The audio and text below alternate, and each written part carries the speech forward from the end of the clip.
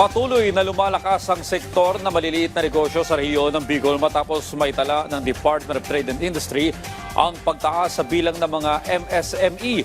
Kasabay nito, naitala naman ng Department of Migrant Workers ang dose-dosenang OFW na nabigyan ng tulong ngayong taon. Yan ang ulat ni Connie Calibay. Naitala ng Department of Trade and Industry sa Bicol ang halos 20% pagtaas sa bilang ng mga micro, small at medium enterprises na tinulungan ng ahensya kumpara sa taong 2024. Sinabi ni DTI-5 Regional Director Dindo Nabol na ang bilang ay tumaas mula 28,076 sa 33,538 noong Nobyembre.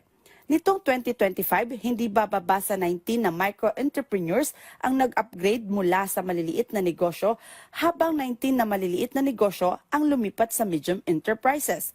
Naitala rin ng DTI ang pagtaas sa bilang ng mga barangay micro-business enterprises mula 4,617 sa 4,854 at mga pangalan ng negosyo mula 36,452 patungong 37,907. Ang mga kliyenteng natulungan ay tumaas mula 54,792 sa 66,706. Nagbigay ang ahensya ng 337 kit na may kabuoang halaga na 2.9 milyon sa mga micro-enterprises na naapektuhan ng iba't ibang sama ng panahon sa rehiyon.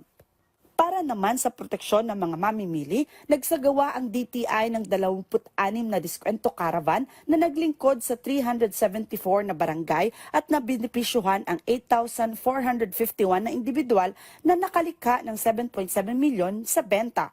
Sinabi ni Nabol na para sa mga reklamo ng mga mamimili, nakamit nila ang 100% resolusyon para sa 767 na reklamong natanggap kung saan ang nangungunang tatlong isyo ay ang mga panlilinlang at hindi patas na mga gawin ng pagbebenta, pananagutan para sa mga produkto at serbisyo at mga warranty para sa mga produkto at serbisyo ng mga mamimili.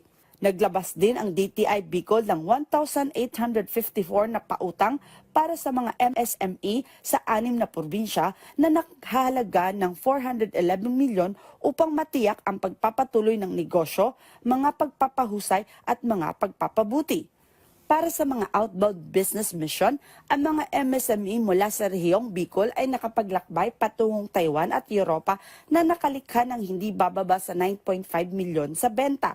Ang trade fair ng Orgulyo Can Bicol ay nakalikha ng mahigit 45 milyon na benta para sa 2025. Ginawaran din ng DTI Bicol ang 20 establishmento sertipikasyon ng halal na tinitiyak ang pagiging eksklusibo sa lahat ng pamilihan sa loob ng rehiyon. Para sa inisyatiba ng One Town, One Product, nagtatak ang DTI Bicol ng karagdagang 13 hub na pinapanatili ang 23 iba pa na nagresulta sa 55.58 milyon sa benta. Samantala, ang Department of Migrant Workers sa Bicol ay nakatulong naman sa halos 80 na nakabalik na overseas Filipino workers ngayong taon. Sa isang panayam, sinabi ni Mary Chris Joely Iguea, Information and Liaison Officer, na may kabuang 79 na OFW mula sa rehiyon ang natulungan kabilang ang 28 na mga labi na dumating. Ang mga OFW na ito ay nakatanggap ng tulong sa paliparan at tulong pinansyal sa pamamagitan ng programang Agarang Kalinga at Saklolo para sa mga OFW nangangailangan o Action Fund.